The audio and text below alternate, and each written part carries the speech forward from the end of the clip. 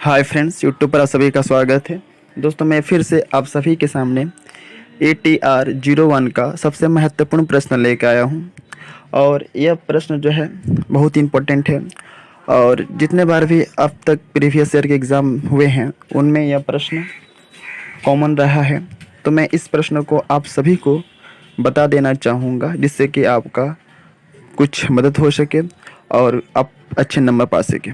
तो दोस्तों, एक बात मैं बता दूं कि मैं अपने चैनल के माध्यम से हमेशा उन्हीं प्रश्नों को अपलोड करता हूं, उन्हीं प्रश्नों को आप लोगों के समक्ष लाता हूं जो एग्ज़ाम की दृष्टि से ज़्यादा इम्पोर्टेंट होते हैं और जिनके आने की संभावनाएं काफ़ी अधिक होती हैं। तो प्रश्न बहुत ही बार ही एग्ज़ाम में बन के आया है कि साहित्यिक अनुवाद की क्या क्या समस्याएं होती हैं। कहने का मतलब है, जब एक अनुवादक साहित्य की अनुवाद करता है तो उस समय उसे किस किस प्रकार की कठिनाइयाँ होती हैं। हम कह सकते हैं कि साहित्यिक अनुवाद की क्या क्या समस्याएं होती हैं।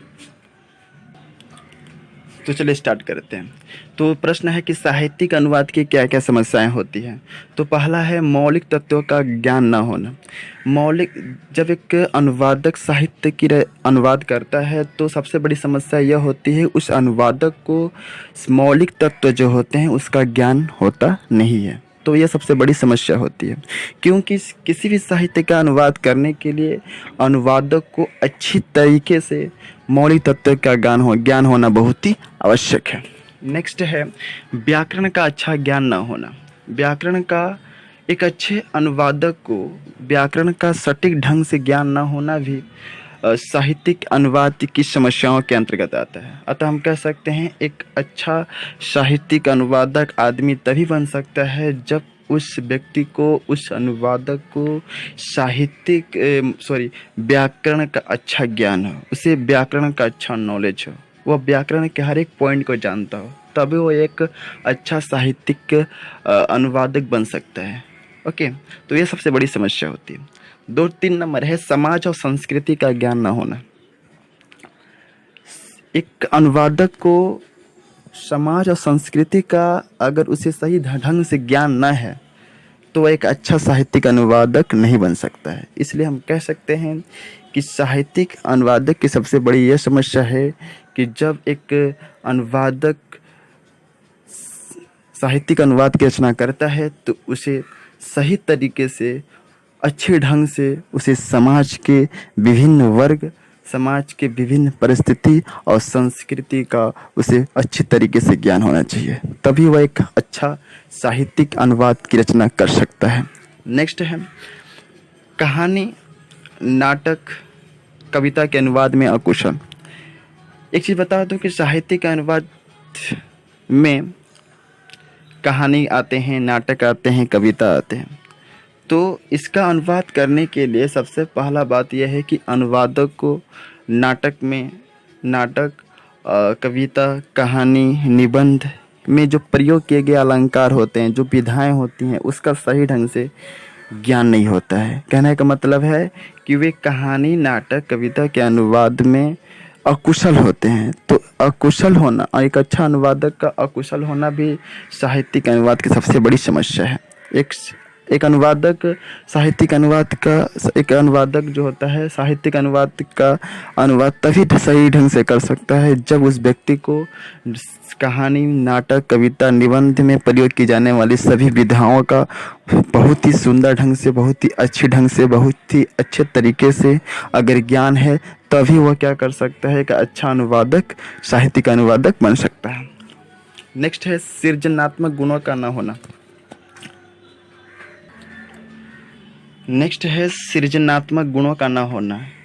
यह भी एक साहित्यिक अनुवाद की सबसे बड़ी समस्या है, क्योंकि एक अच्छा अनुवादक तभी साहित्यिक अनुवाद अच्छे तरीके से कर सकता है जब उसके अंदर, उसके गुणों में सृजनात्मक गुण पूरी तरीके से समाहित है। कहने का मतलब है कि जब उसके गुणों में सृजनात्मक शैली है, उसके गुणों में सृजनात्मक गुण है, तभी वह एक अच्छा साहित्यिक अनुवाद की रचना कर सकता है। अन्यथा कतई यह संभव नहीं है कि व्यक्ति सृजनात्मक गुणों के अभाव में एक अच्छा साहित्यिक के अनुवाद कर सके। तो यह भी एक सबसे बड़ी समस्या है, विकट समस्या है साहित्यिक अनुवाद करने के लिए, क्योंकि साहित्यिक अनुवाद करने के लिए साहित्यिक अनुवाद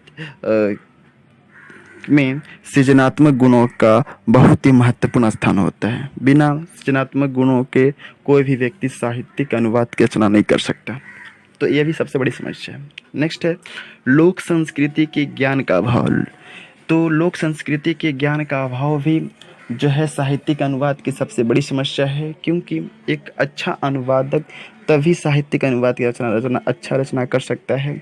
एक अच्छा अनुवादक तभी साहित्यिक अनुवाद कर सकता है जब उस व्यक्ति को, उस अनुवादक को लोक संस्कृति के ज्ञान हो। अगर उस अनुवादक में या उस व्यक्ति में लोक संस्कृति के ज्ञान का अभाव है तो वह कभी जीवन में भी नहीं साहित्यिक अनुवाद की रचना कर सकता है। तो साहित्यिक अनुवाद की रचना में यह भी एक सबसे बड़ी समस्या है कि व्यक्ति को या अनुवादक को लोक संस्कृति के ज्ञान नहीं होता है। नेक्स्ट है सभी विषयों को ज्ञान ना होना। नेक्स्ट है सभी विषयों के ज्ञान का न होना। सभी विषयों के ज्ञान का न होना भी यह भी एक साहित्यिक अनुवाद की सबसे बड़ी समस्या है, क्योंकि एक अनुवादक या एक व्यक्ति साहित्यिक अनुवाद का तभी अच्छे तरीके से रचना कर सकता है जब उस व्यक्ति को सभी विषयों से संबंधित उसके अंदर ज्ञान हो, उसके अंदर ज्ञान का भंडार हो। तभी वह व्यक्ति क्या कर सकता है, एक अच्छा साहित्यिक अनुवाद की रचना कर सकता है। अन्यथा ये कतई संभव नहीं है कि व्यक्ति किसी भी विषय के अगर उसके पास ज्ञान नहीं है तो वह साहित्यिक अनुवाद की रचना करे, यह संभव नहीं है।